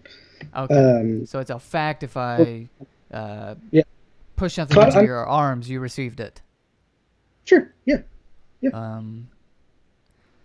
Grace confronts you and you receive it. And I think when Paul talks about human faith a lot of the time, so receiving here, we don't need to read this as appropriation of something else. I think it's just a sort of response to it, to something that's confronting you.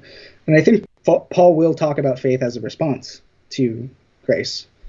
I think he's just saying here that it's a fact that those receiving grace's abundance will get this good stuff in Christ. I'm not sure that that's conditional. It could be, but he could have been a little clearer if he meant that specifically. Yeah, he could have been a lot more clear. Of course, he wasn't writing to us for these. Right. So yeah, I worry about reading in conditionality into this because I don't think we have much warrant outside of this to even read faith conditionally. I guess we would have to have a discussion about that, but I would say that my hermeneutical approach has a spread of texts in Paul that I think is lends more support, I think, than a conditional reading. Because I think you have a huge spread of universalist texts in Paul that are much more than any sort of destructive text. So that's part of why I'm planting my flag there. Not just because I like universalism, I just see it as the overwhelming story about God's salvation. No, yeah, so I want to be clear that I know that about you. I'm not questioning motivations or commitments to the text. I'm not, and you know that. I'm not that kind of person. But, that was more for just watching, yeah.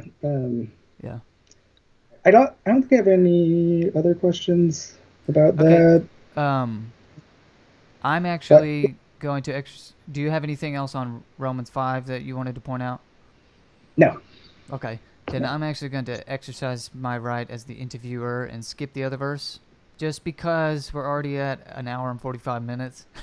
But I think Romans 5 was the harder one, so if that's any consolation. Because I basically see the point and say, yeah, but I don't have a choice. So it's not much exegetical work going on there for me. And we're going to need to do another episode, I think, because we've got so much more that we can cover. Oh, we're going to be doing as long as you are cool with being friends with me, we'll be doing a lot of different Yeah. uh, episodes. So I'm already foreseeing that. Um, let's see. Let's move on to the questions. Yeah. If universalism is true, John came up with these questions, by the way. If universalism is true, does this completely obliterate human freedom and/or agency? Yeah.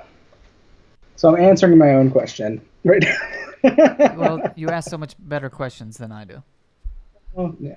The short answer is no, it doesn't. This is just a question that gets asked a lot.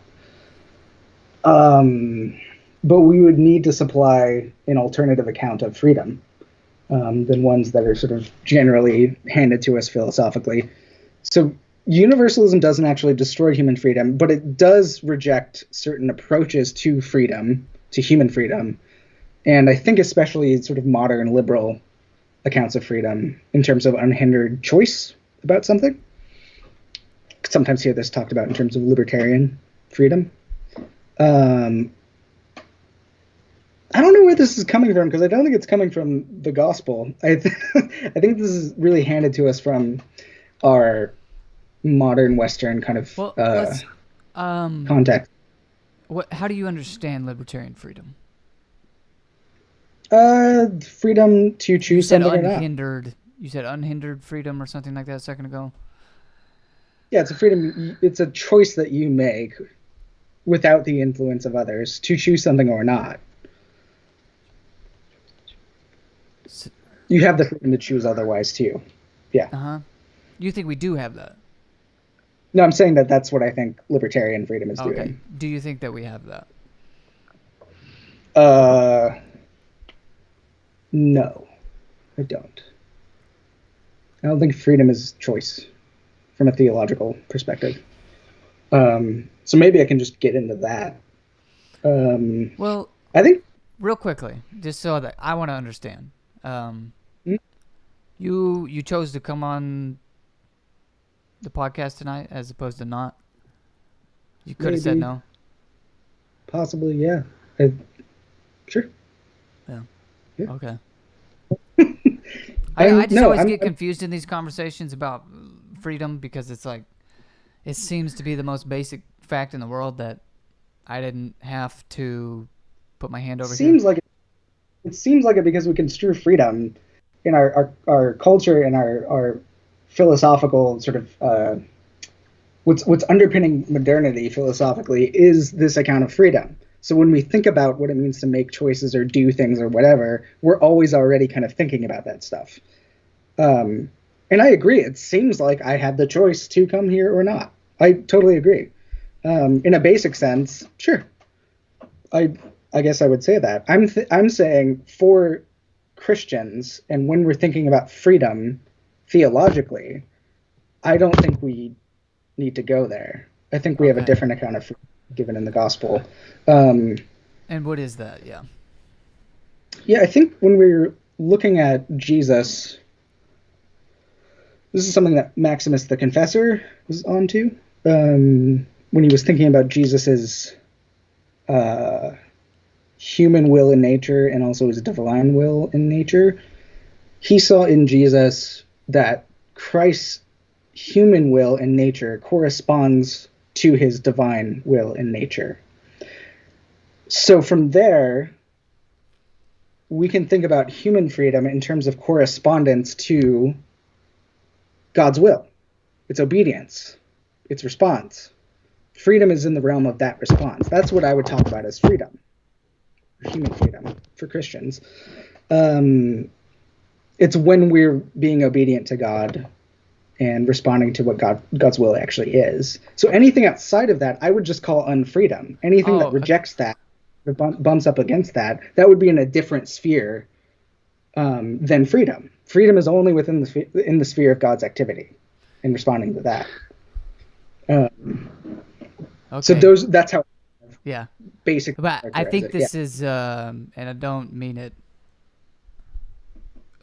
You may already realize it, but I think for me that it's an equivocation. I think when the way you just used the word freedom, that means freedom as opposed to slavery. Right, which is how the Bible talks about it. Yeah. Whenever I was talking about libertarian freedom, I was talking about as opposed to um, determinism. And so it seems Sure, that the and I words yeah, I reject you reject which one? both of them as adequate theological accounts of freedom. Oh, okay, yeah, but that's what I'm saying. But that qualifier, theological freedom. Now I just think we're talking about two completely different things, don't you? Yeah, but the Because problem we is could that change that the sort of word. We could change the word and stop here's the using. problem. Sure, here's the problem though. That the libertarian and determinist accounts of freedom that are handed to us philosophically tend to get read into the Bible and sort of call the shots when we're talking about freedom and agency, especially to do with faith, right? We Okay, think I about see what you mean. this libertarian account of freedom, or in terms of determinism with election, right? Um, Especially hard Calvinists do that. But I don't think that's there. I don't, and when we're talking about someone like Paul, and when we're talking about theology, I just don't think those other philosophical categories are helpful because they're Okay. not what's in the text. Let me see if I can use both in a sentence that summarizes what you're saying, and then you tell me if I'm right or wrong. You cannot freely choose, libertarian sense, to move yourself into freedom outside the slavery of sin. Right. I understand. Which is why this thing with faith being a sort of unhindered, well, not, I'm going to abandon that language. Faith being something that you choose to do while you're still enslaved doesn't make any sense to me, because you can't be able to get out of it. That seems to be an imposition of modern accounts of freedom into the text. And I don't think someone like Paul was thinking about that. Yeah. I don't think he was thinking in that. Ancient people didn't think in terms of freedom in that way. I think that yeah, we could talk about it some other time. That's okay. This for a We'll long be time. texting the rest of the night, so that's okay. So- I want to get to the other question. We're pushing 2 hours. Did you have anything else that you wanted to say about that? Let's move on. Okay. If God doesn't punish the wicked, this is again another John question asking itself. If God doesn't punish the wicked in the way that we normally think, then what is judgment? What does the word judgment mean for universalists like yourself? So you said that often this is posed in terms of, is Hitler really going to be in heaven? Like, why wasn't he punished? Right. I remember Pine Creek asking that in the live chat, I think, on the last interview we did. So that kind of came. It's just people ask that all the time. Right. So I would suggest that first and foremost, the cross is the concrete judgment against sin. So that's where we see what judgment is like. I think that's where we start. Now, in terms of final judgment, and I think this is what a lot of people are referring to when they're talking about someone like Hitler, or trying to understand what universalists actually mean by judgment, I would kind of go with what someone like Gregory of Nyssa does in his book, The Soul and the Resurrection, and elsewhere. It's not just there. Which coheres exactly what I'm saying about universal, what I've said about it. The approach is to see kind of two theological horizons in the New Testament. Usually read as kind of like usually opting for one or the other, but he sees these as sort of unfolding in succession in some way. So one set of images is talking about the sort of furthest limit of the imminent course of history and sort of divisions therein between those who have surrendered to God's love already and those who haven't. So that the other set refers to the final horizon of all horizons, beyond all ages, where even those who have traveled so far away from God's love in the present end up getting brought back into. So one set of harsh images happens first, and then you have another set of images where everything is sort of going toward. So what happens in that first account, the harsh one, right? I think when Paul is talking in 1 Corinthians 3, 11 through 5, or 11 through 15, I'm going to quote that. If the work that someone has built endures, that one will receive a reward. But if anyone's work should burn away, that one will suffer loss, yet shall be saved, even though as by fire. So this suggests that judgment is something like a refining fire. Something that burns off all of the stuff that gets in the way of living in perfection and fellowship with God. So even somebody like Hitler, which is the issue that tends to get brought up, he's saved, but because he's gone through this process of fiery judgment, which means his flesh has been burned off, all of the stuff that's colluded with evil in his life has been burned off and judged and done away with. So it's only by being subjected to that judgment, which is excruciatingly painful. And we're going to go through it, I think. God's merciful love burns that stuff away, and we're ultimately brought back into the presence of God.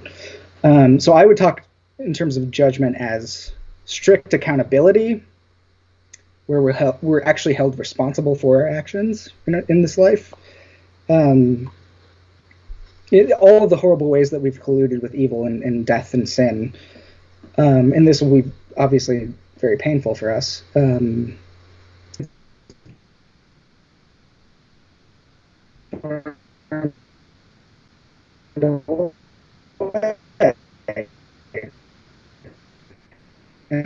then we can be in the presence of God. Yeah. You were kind of cutting out there, but I think I grasped it all. Are you still there? I saw you freeze too. Oh, okay. Yeah, I'm here. I was like, okay. Why didn't you say this a long time ago? Because this makes a lot more sense. Because you should have said this in response to... Have you? And I missed it? I don't know. Because you still believe in destruction. You still believe in punishment. I believe in the destruction of the flesh and sin and all that sort of stuff. Yeah. Right. Which is burned away. Which is a punishment. It's not retributive, but yeah. Right. It's different than saying that destruction is that last eschatological horizon. It's saying that with this. Sorry. This is helpful for me then, to figure out how to explain this then. Because if that's helpful for you, then yeah, this is where I go. Because the problem is I see so many passages saying destruction, death, and I see it as an end, as a possible punishment, even if it's not retributive. And you could say yes, but, and that's fine. You know, there's always buts when people disagree with each other. But if you can also agree, I'm just giving you advice.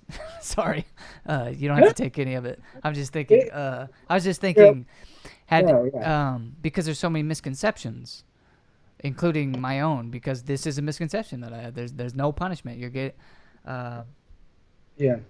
getting off scot-free or something. Yeah.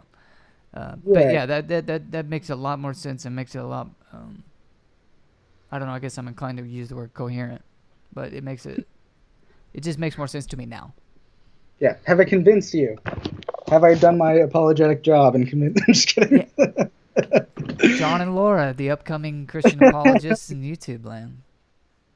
Yeah, She'll love that. That's helpful. I mean, it's hard to figure out when to talk about judgment specifically because I don't want to talk about too much negative stuff up front. Oh, right. So I'm talking to a fellow Christian who already, I think you should lead with it.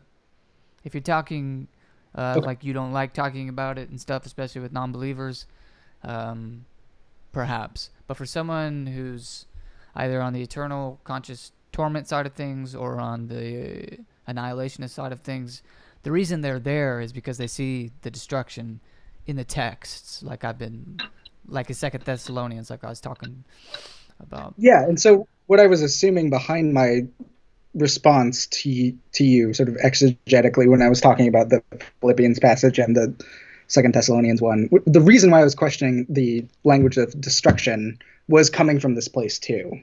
I think that's a different eschatological horizon that's happening there, which is why I think age is being used. So yeah. Anyway, yeah. Okay. Thanks so much for joining us, guys. There was at least one question that I was tagged in the live chat. So I want to get to that, but first, just want to say thanks for joining us. It's been a long one. This is, but definitely the longest episode we've had. So thanks for those who stuck around, and we'll be sure to have Jon on again for some various other topics. But if you want to watch the bonus segment, 5 more minutes with Jon DePue, be sure to follow the Patreon link in the description below, and you'll get access to all of our bonus segments whenever you become a supporter over there. As also get access to merchandise and other bonus material that is available at Patreon only. So be sure and go over there. Let's see. Jon, do you think any of the biblical authors may have assumed different views on salvation? Who and why? I think Matthew seems to be working differently than Paul. In Matthew 5, is judgment text there. I think being a sheep is dependent upon basically doing stuff in accordance with this new Christological account of the Torah. It's still something you do. He doesn't talk about faith as something that you have to meet apart from works in order to get saved. I think Matthew's account of salvation has to do with stuff that you do. That might make people uncomfortable, but I think Matthew has a kind of works-based account of salvation. I really do. And that clashes, I think, with Paul at a very fundamental level, which I'm fine with saying. What do you do with that? I just think that say you've now admitted that the Bible has a contradiction in it, and I would agree with that. This is why I really like Bauer on this, which is to think about New Testament documents in terms of this sort of like clashes between different groups of Jesus followers. There is a kind of like tension that's going on historically. He didn't sort of spell it out ultimately in a way that I think was helpful, but I think about New Testament as we have in terms of a clash of different approaches to what it means to be a follower of Jesus. I just think that's what's happening. You have Paul and his opponents constantly going back and forth too in his letters. We know that that's happening. And I think that gives warrant to see the same sort of thing going on in the Bible. Yeah. I just think that's what's happening. And I'm not an inerrantist, and I'm not wanting to hold on to this idea that the Bible is perfectly consistent at all. So yeah, I have no problem with saying that. So. Okay. Another question was, do you believe that Paul was unequivocally right or correct in all that he affirms? Why or why not? Unequivocally right in all that he affirms. So basically, is Paul inerrant? Do you take basically everything Paul says to be true? No. And is there an example of something Paul says that you think is false? I think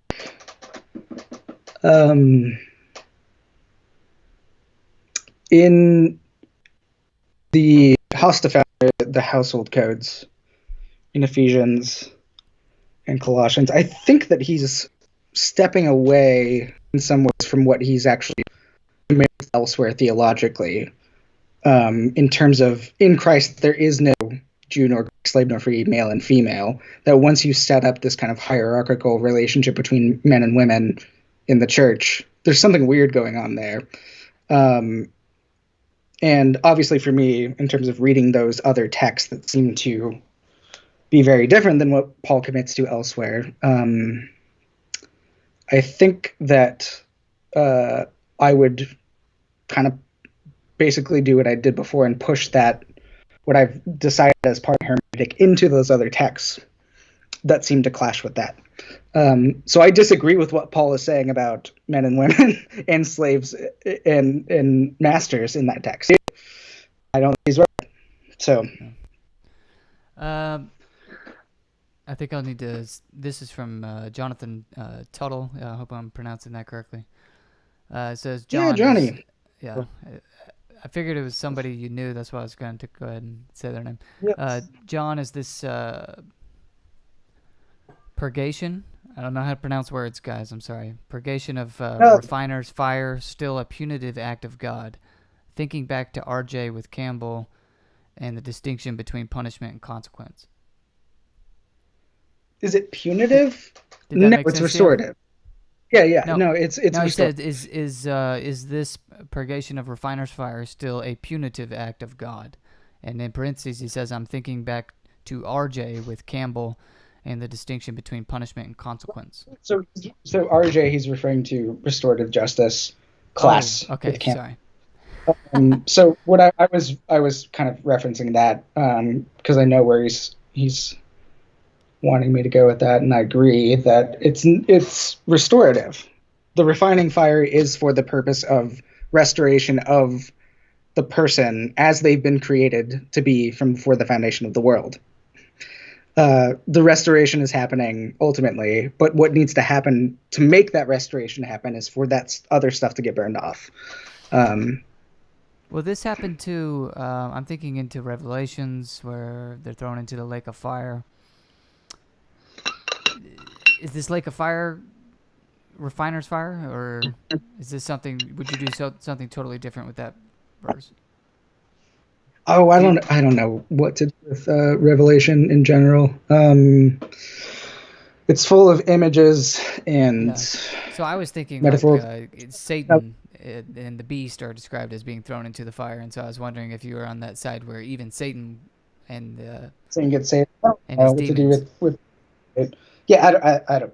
Maybe. I'm not.